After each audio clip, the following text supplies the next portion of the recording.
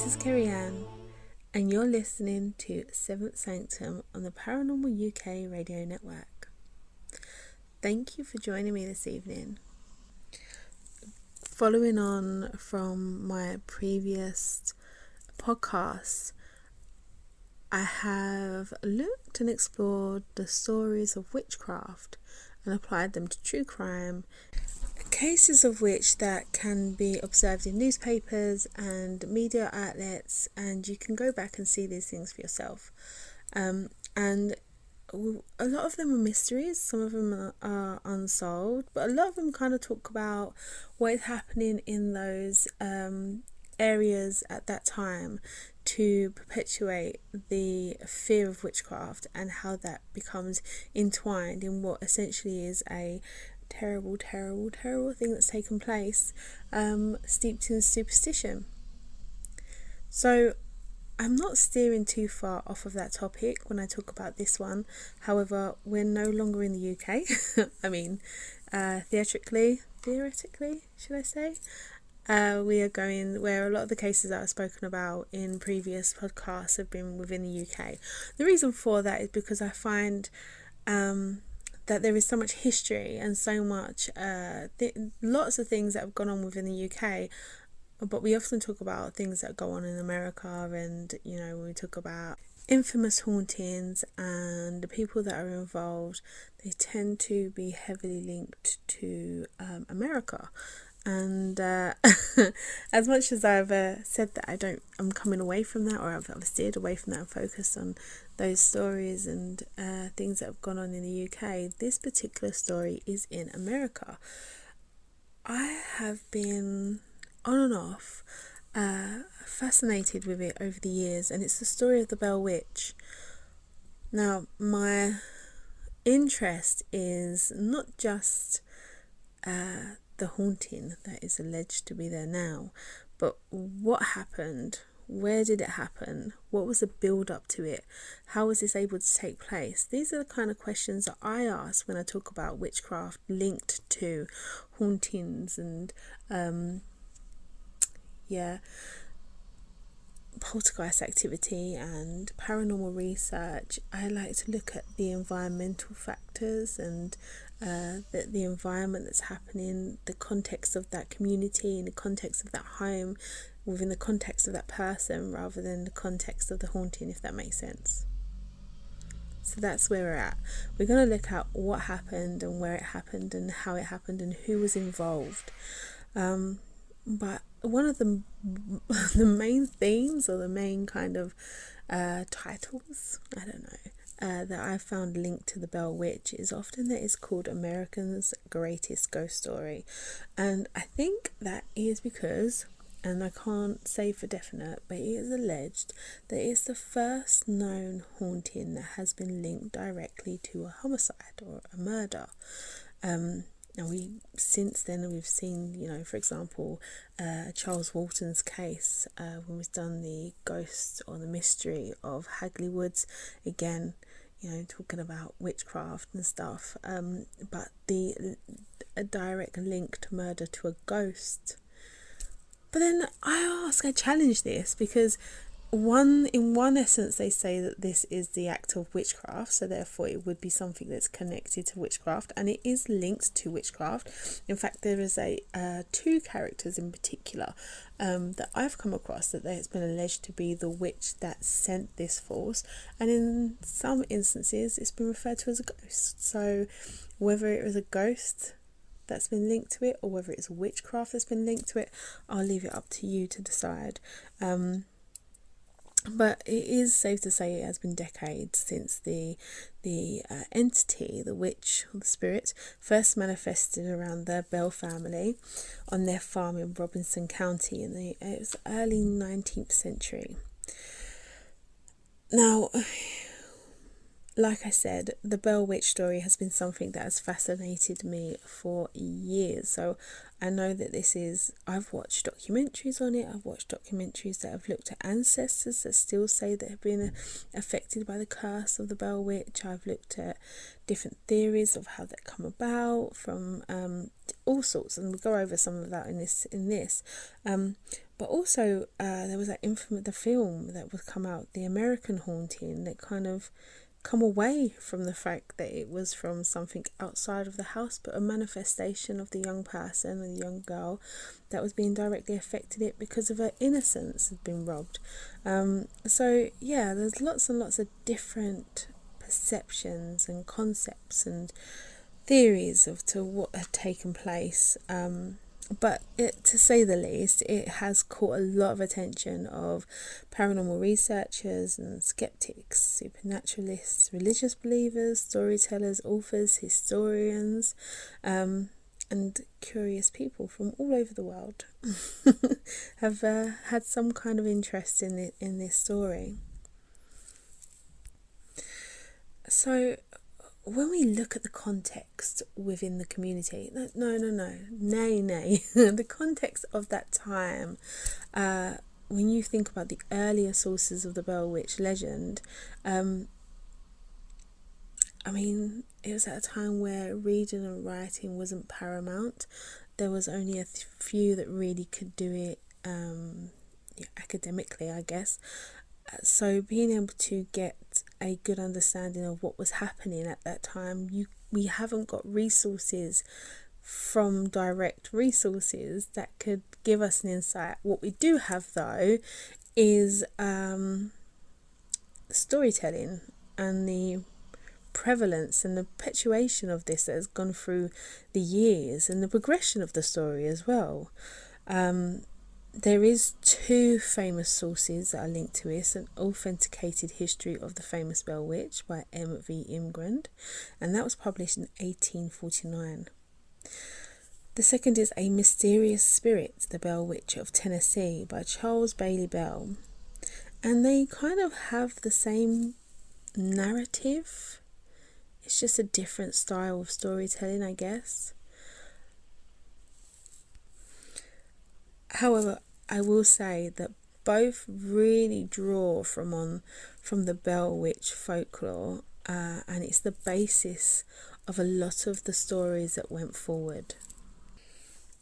So if you have a chance and you fancy a little bit of light reading, I do suggest you go and have a look at those to get a deeper kind of understanding of I think for me, it's about understanding what was happening at that time. And although it gives you the story of the Bell Witch, it does give you an insight of everything else that was happening, the different components that come together that kind of created that perfect storm somewhat. So it does kind of give you that as well. But I will tell you a bit about the Bell family, just for kind of reference. So you had John Bell, who was born in Halifax County, North Carolina, and that was in 1750. He was the son of William Bell and of Anne Jones. And in 1782, John Bell married Lucy Williams.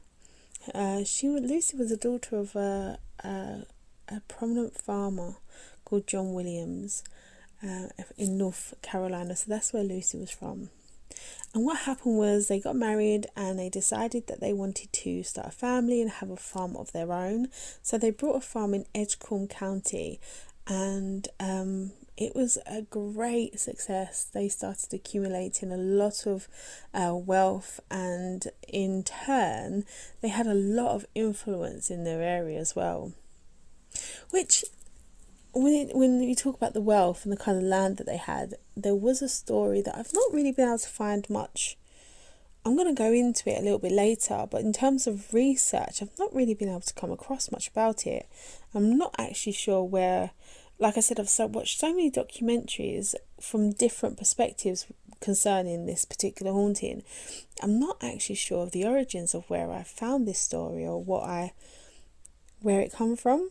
But I'm going to give you that information on the basis that I don't know the origin. And again, I suppose that gives you an insight of how these stories get perpetuated, I guess, and how they get built up over time, and added to, and how they're managed to live for so long. The stories themselves within the communities and the wider world as well. This was at a time where we didn't have globalization, so the sharing of information wouldn't have been that great at that time. So understanding that, let's understand or put into perspective how this word of this story in this one family that didn't move about very much as well. I'll go on to what happened to the children now rather than at the end, so you have an idea of they didn't move very fast, they didn't go very far. They kind of just stayed within their area, and a lot of them married into the same family as well. So how did this story move around so quickly? And it reminds me of the story of Sarah Moore in Essex in Leigh-on-Sea. Not so much that the story has travelled far and wide, it has not. It's not one that has done that. However, it is the idea of a community being able to not only keep a story alive, but then perpetuating it into other communities. At that time we didn't have globalization, so like I said, it didn't travel very far. However, what we do see is this common theme in psychology. For those that haven't watched my podcast before, I do enjoy psychology, but we have this ideology, this theory called the false collective memory. What this essentially says is that a story that doesn't lack in evidence or facts can be perpetuated and added to within the context of a community because it is linked to a stereotype. So that's how people remember a story, is because it's linked to a stereotype. Now what happens is, because it's linked to a stereotype, it's prone to being adapted to other themes linked to the same stereotype, and it is something that is then perpetuated with the movement of people traveling and stuff. And I will go through with this story about how the story travels within that wider community of the southern and midwestern states, because that's part of the story. But for it to be perpetuated and outlive a lifetime, it's an idea that might kind of give an understanding to how that takes place. And I link it to Sarah Moore because Sarah Moore is a alleged witch that lived in Leigh-on-Sea, and there was a great flood, and it was said that she was the causation of that flood. However, she had died 7 years prior. Now, even though the facts remained that Sarah Moore was not alive when this took place, there is a number within the community and within the wider context that believe that she was the reason why it happened, because it links to the fact that this happened through witchcraft. There was a witch in the area.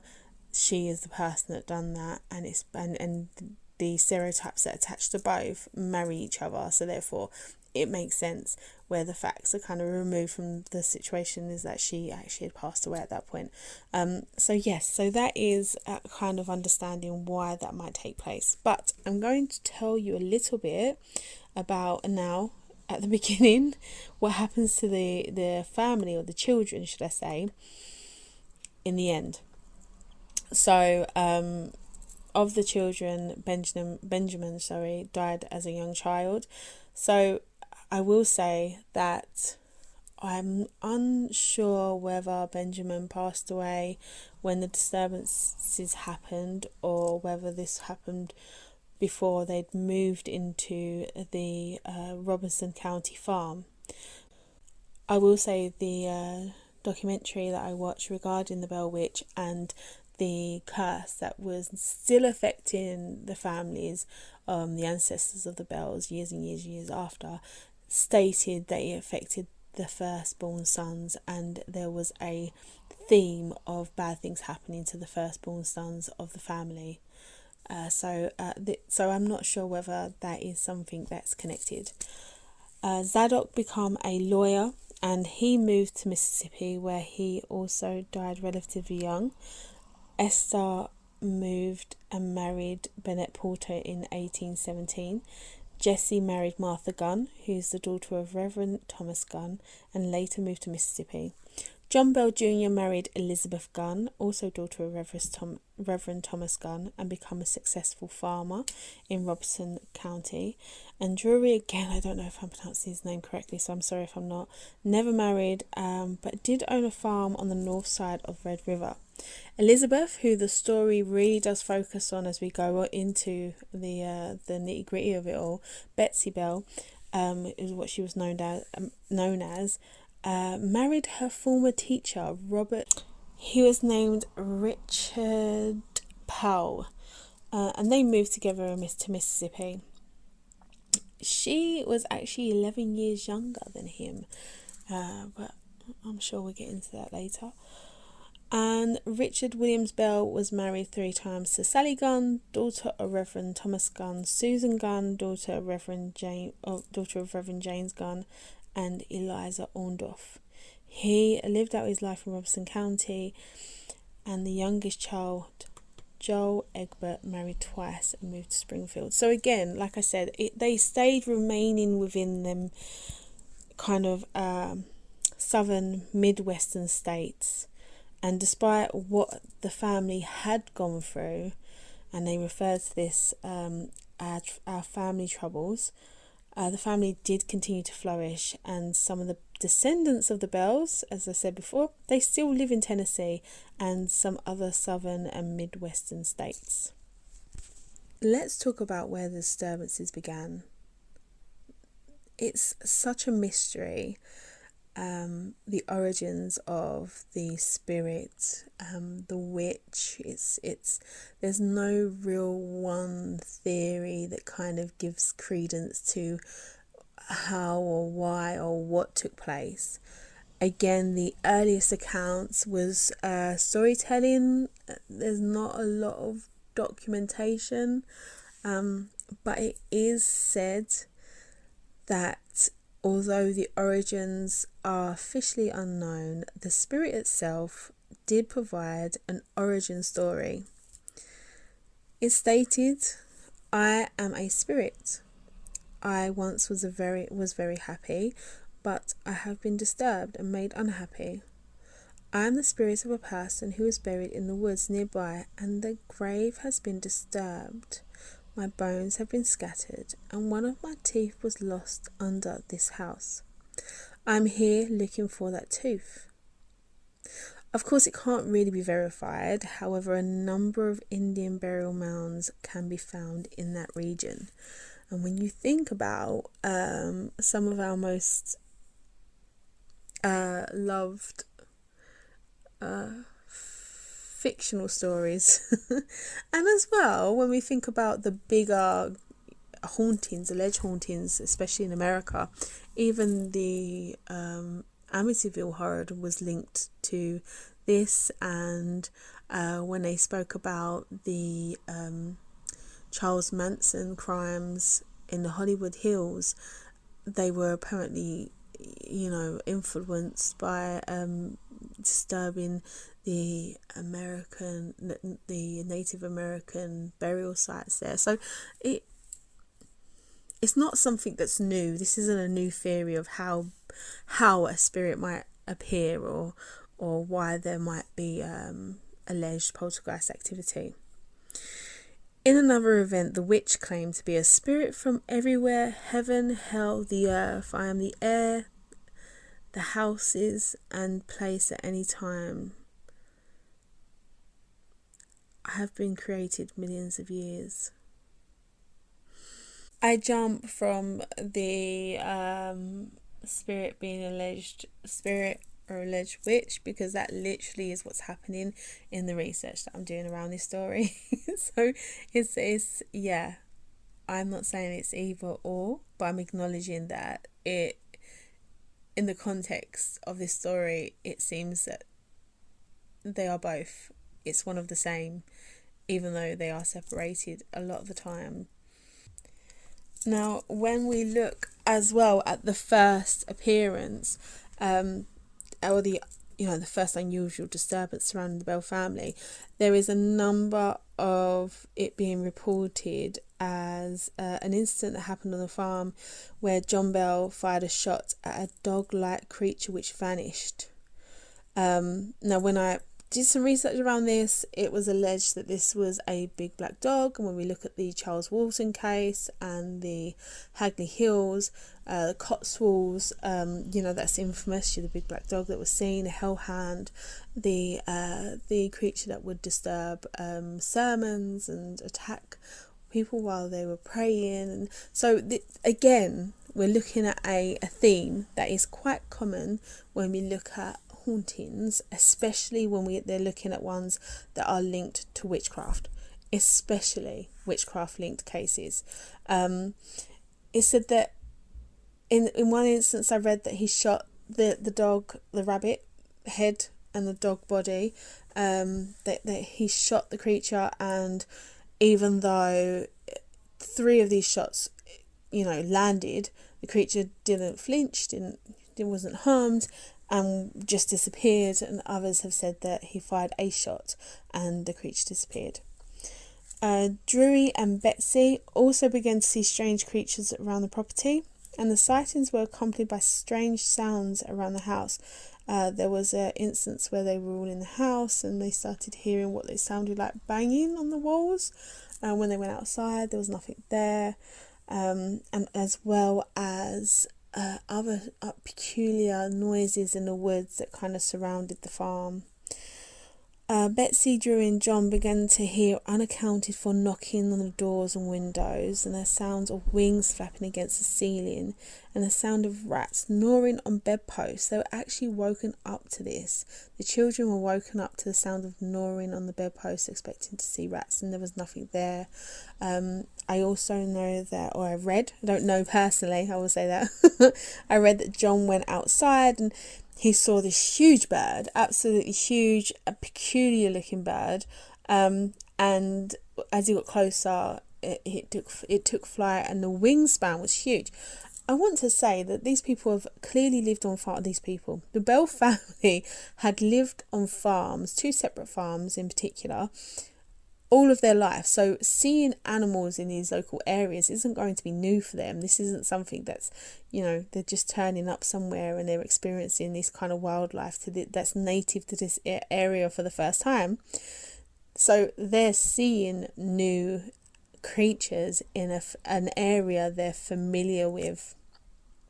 And at this point as well, other than we know what's happened and we know what's happened after in terms of the writings and stuff, but at this point they're not aware of what's happening next. So these are things that they're experiencing without the context of what's happening further down the line.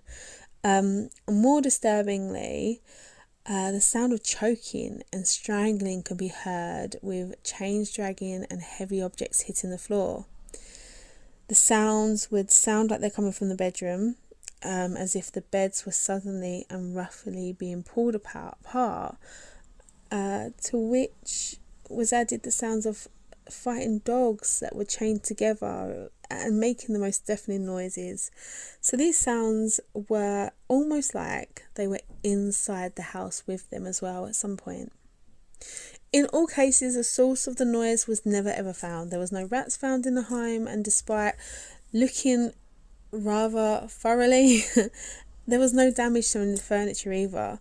These demonstrations, the family refused to speak of the events to their neighbours whilst this was happening. It's believed that this was because John Bell, it was it's 300 years since the Salem witch trials, which is a lot of time, but it isn't when you think of how far at that point, how far they hadn't really moved away from that strong Christian religious backbone of the community.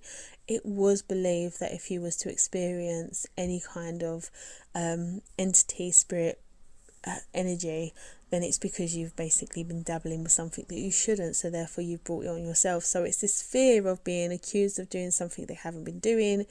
It's the fear of being ostracized from the community. It's the fear of, because he was massive, like he was a church elder, John Bell. John Bell was a church elder, so he was massive in the community, and he had the family, him and his wife, had quite an influence in the community as well. So it was that reputation of this, and also having the fear that maybe they would be perceived, like maybe there was something wrong with them in their understanding of their reality and being able to interpretate that properly, and the fear of being ostracized for that reason as well. So there was lots of reasons he says, or it's been alleged that he says, that he didn't tell anyone about this activity that was taking place in the family home. Lucy Bell and John Jr. were left relatively unharmed by the witch, the entity.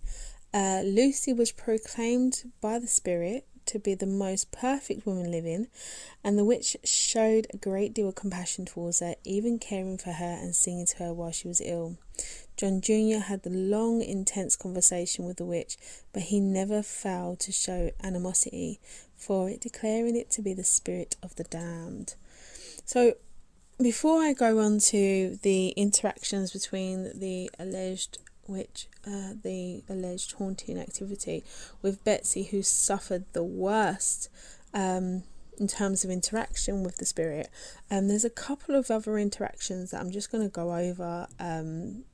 This will give you an overview of the things that were happened within the context of this situation. These are just examples, an alleged example. This happened on more than one occasion, allegedly. However, this will give you a little bit of a window into that. So one of the alleged activity that happened was sermons, where the spirit, the witch, would recite sermons, would sing hymns to anyone that listened. There was a build up to this. I will say that when this first started happening, after the noises and after all the sounds and the dogs and the rats and the birds and all the other things that were happening, they began to hear whispering. They weren't quite sure what was being said, but you could just hear that something was being said. Over time, that got to where they were able to hear it quite well.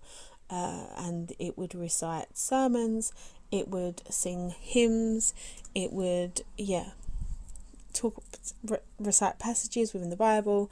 It would do this on a number of occasions. However, there was one example where the spirit, as I said before, the witch says that it's in all the houses and all the places at once, and has been here many, many times, and was created years and years ago. But an example of that being documented was that in one instance, the entity was able to recite perfectly a sermon that was given by Reverend James Gunn of the Methodist Church, and then also a sermon that was given by Sug Fort. And despite that there had been 12 miles apart, the spirit had been in both of those sermons at the same time and was able to recite both of them. There was a family friend called William Porter, and he claimed that the witch climbed into bed with him, allowing him the opportunity to seize the spirit in the bedclothes and attempt to throw it into the fire, saying only the immense weight and terrible smell of it prevented him from succeeding.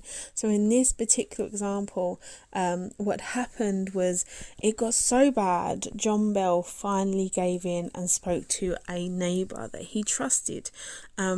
This William Porter and his wife actually encouraged John Bell to go to the church and seek for help and speak to the elders, and John Bell didn't want to do it, didn't want to go through that and expose his family for what was happening, because he was worried about how his family would be reprimanded for it.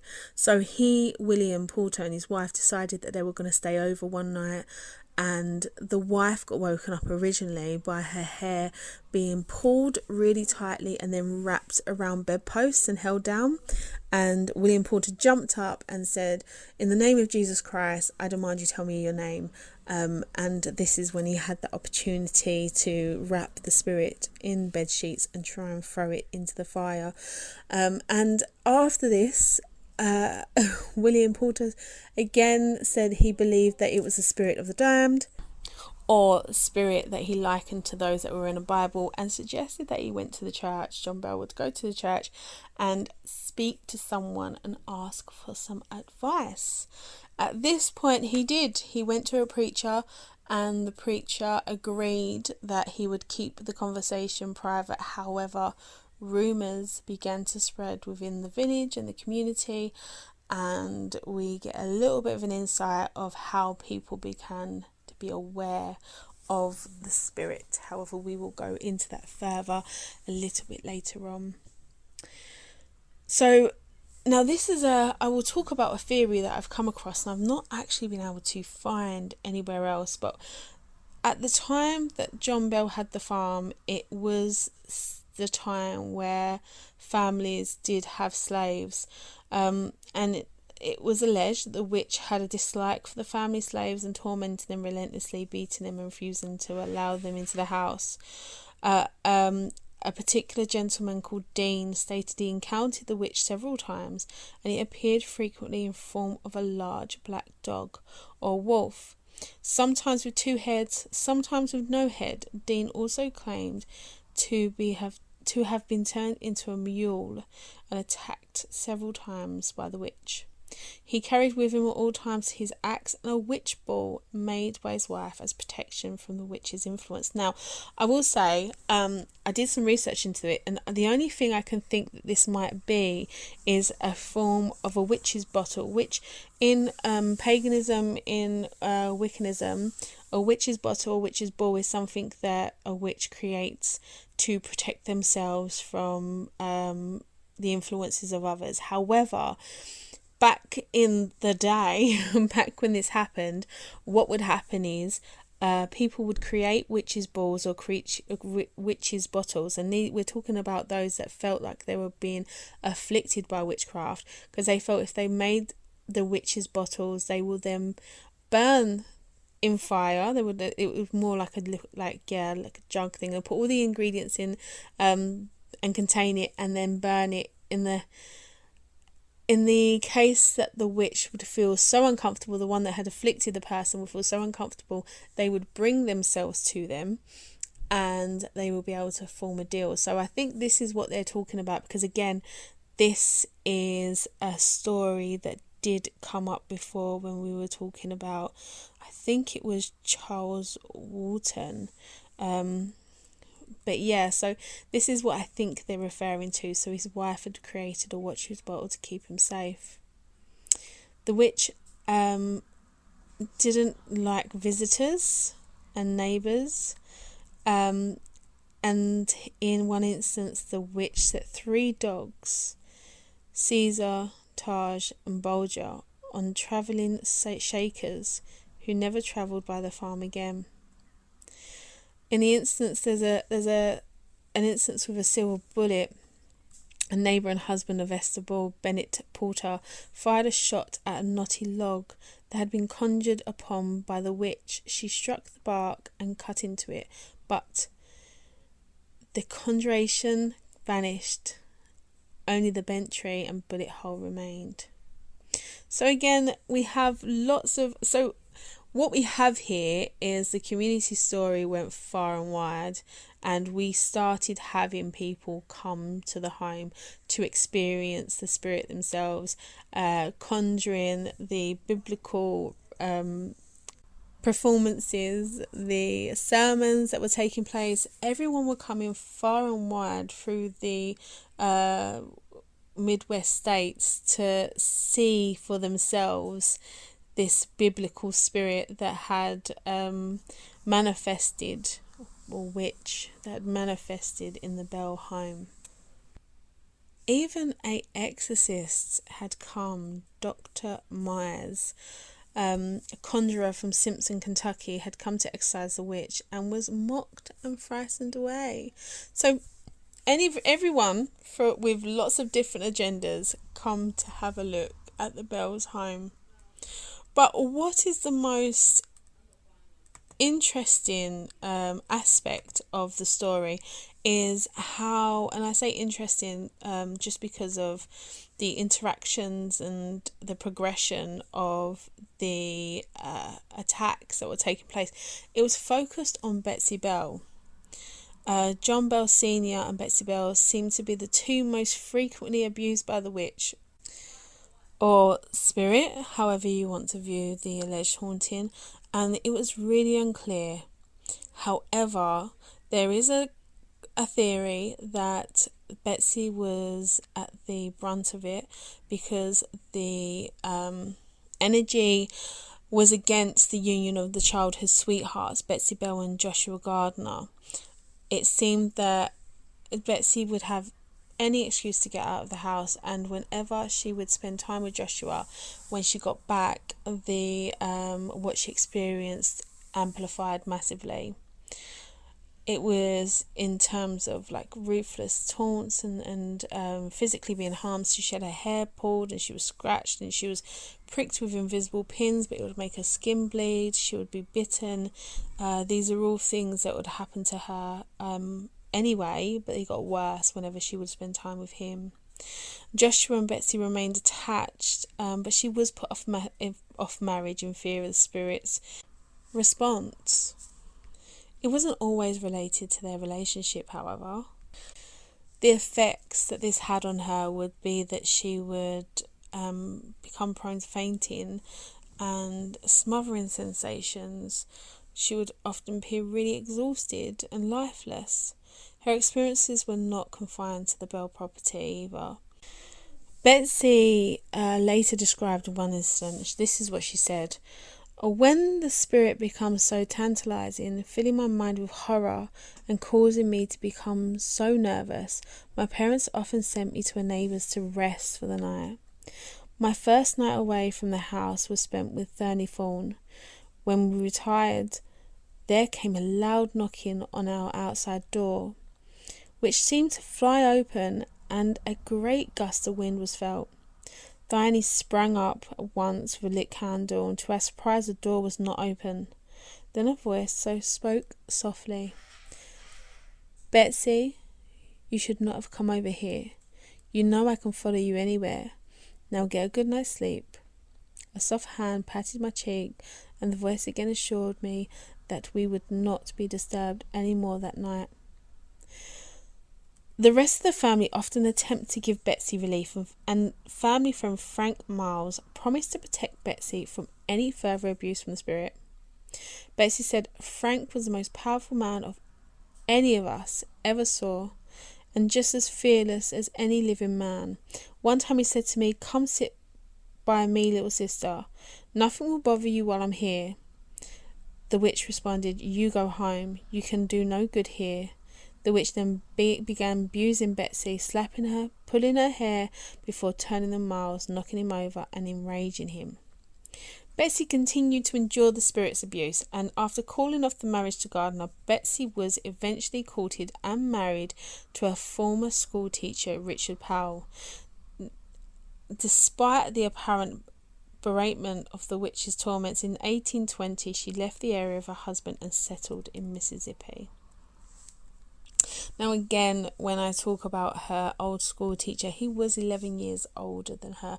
And when you actually look at how the relationship is documented in other ways, he is seen to be the one that documents her story as well. Yeah, I mean, that itself is a bit... But then they all, as well, when you look at...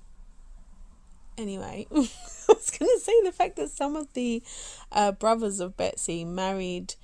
I think one person married the same woman as another brother, and one married one sister after another sister after. Yeah, it's just of different families, of course, but they all were sisters of the same family. So we get to the death of John Bell, And one of the central goals of the Bell Witch seemed to be the death of him. Old Jack Bell, as the spirit called him, was blasted with curses, heinous threats, and serious physical torment. As abuse continued, it actually affected his psyche. Bell took it to his bed and was cared for by John Jr. And on December 19th, 1820, John Bell failed to leave his bed, and John Jr. went to the cupboard to retrieve his medicine for his care.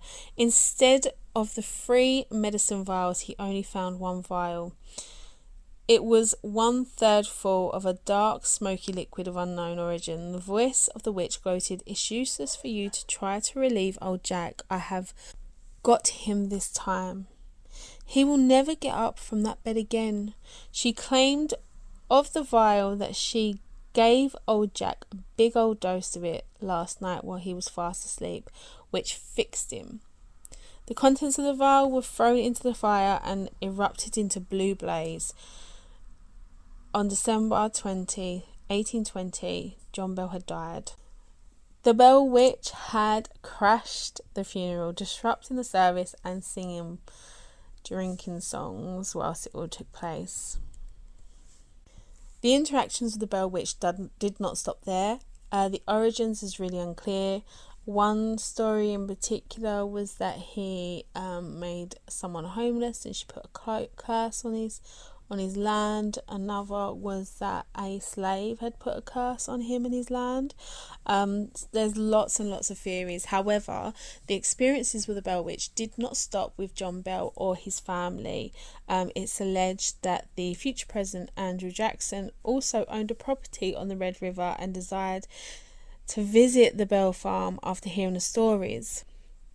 Whilst there, it is alleged that his wagon, become stuck and could not be moved in this unseen substance, and it was, the cart was pushed by men, the horses were whipped to get them moving.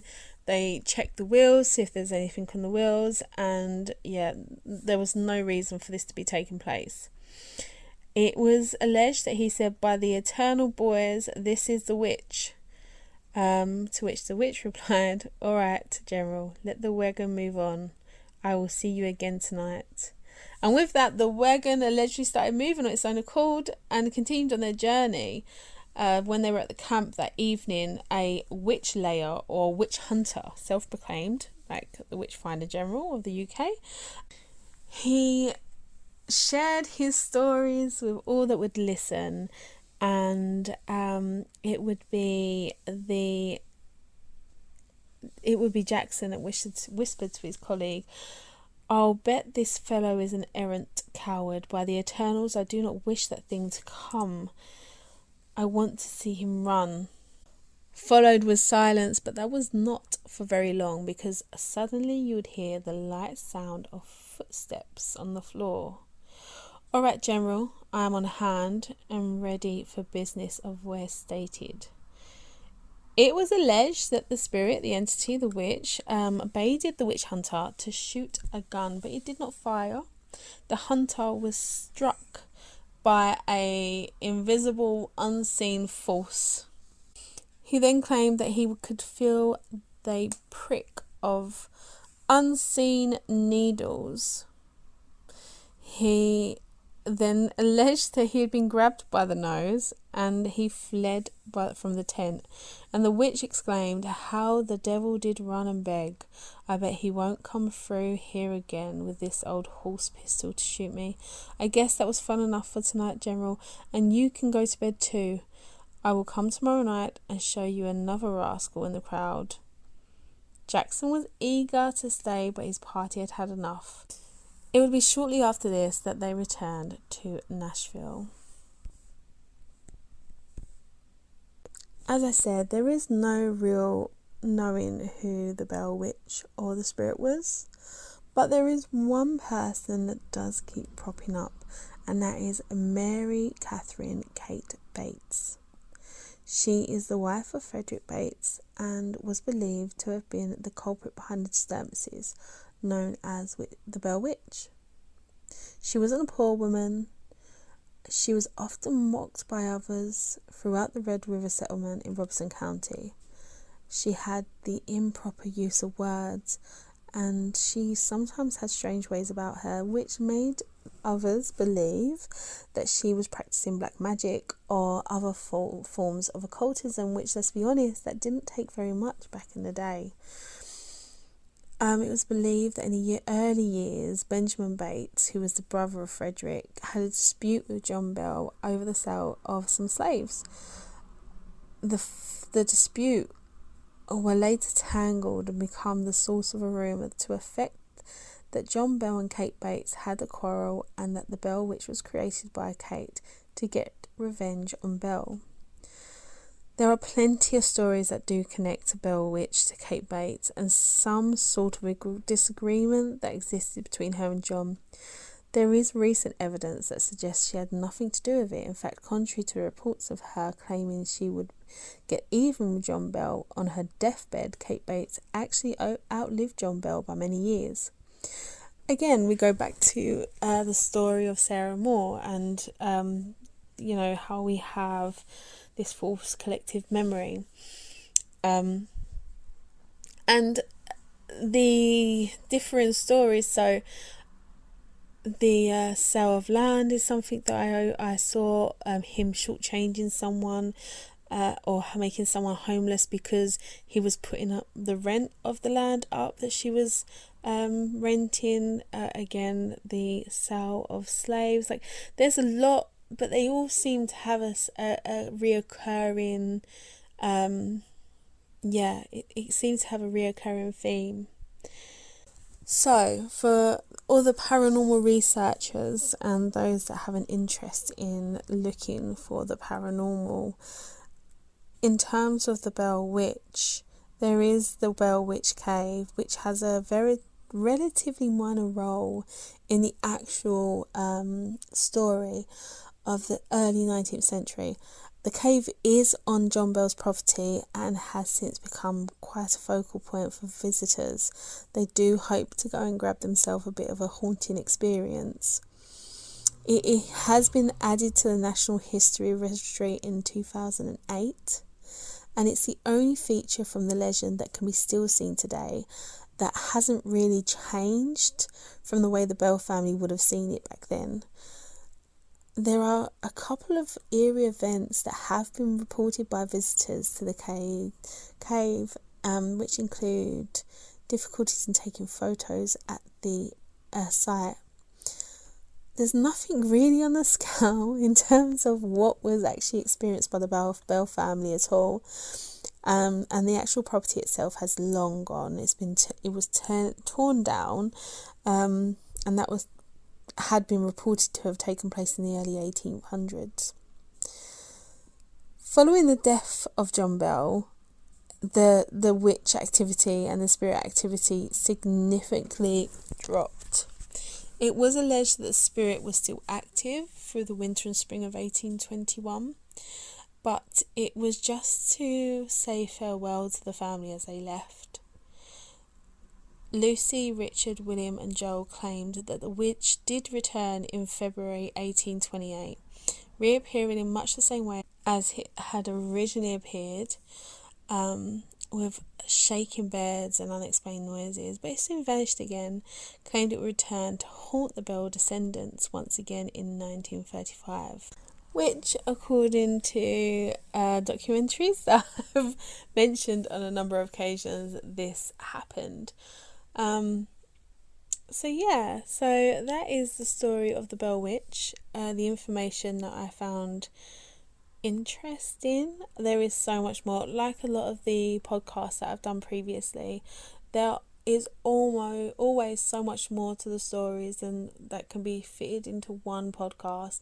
I always recommend doing your own research into the cases you find interesting, and always having an open mind to the alternative theories that you were once brought, or was the reason why you was interested in the case in the first place, because it's always good to learn other perspectives. It gives you a better understanding of what was happening at that time for something like this to take place, or for it to occur anyway. And I haven't mentioned this, but when you look at again, you have a similar case of the haunting being associated with a young girl who was at school. I know I didn't mention that, but she was at school. So you have that young person that he is going through development, that is having all the things that happen to a teenager at that time.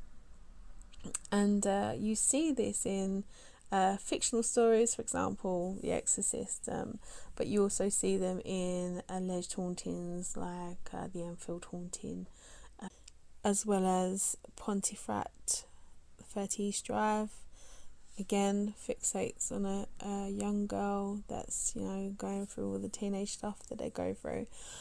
There is that reoccurring theme of a young person being at the centre of hauntings, and there is lots and lots of research around this. I always recommend you do your own research again why this happens, and it is to do with the biological changes and the projection, the manifestation, or amplification, however you want to look at it. There's lots of different reasons and lots of different arguments why it takes place, depending on your stance. So I would say have a look at that as well. So that's the end of me sharing the Bell Witch. I have so much more, but I haven't enough time. Maybe I will have a discussion about this again. Maybe next time it would be good to be able to do it with a guest, because again, it's always great to have different perspectives and a conversation. But yeah, I hope you enjoyed it, and I look forward to seeing you next time.